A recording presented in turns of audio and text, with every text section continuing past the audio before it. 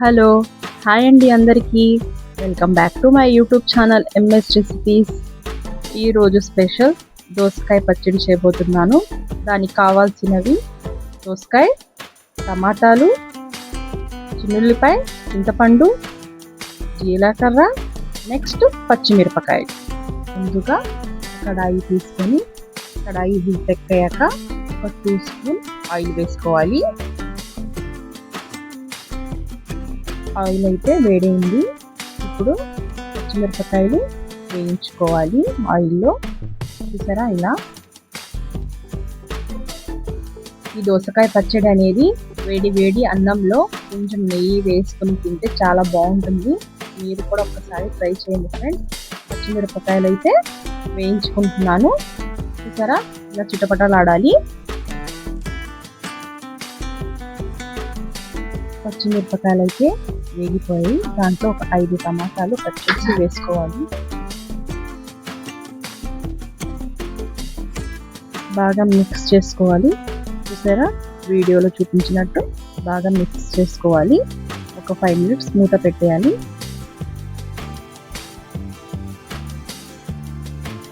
టమాటాలు అనేది బాగా మగ్గుతున్నాయి.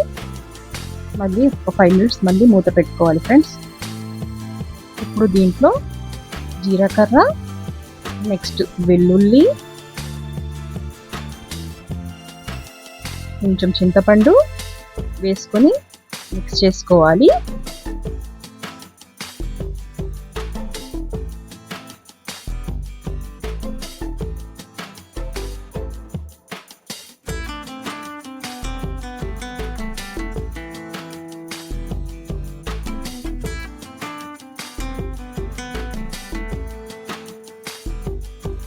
పచ్చిమిరపకాయలు, టమాటాలు బాగా మగ్గిపోయింది.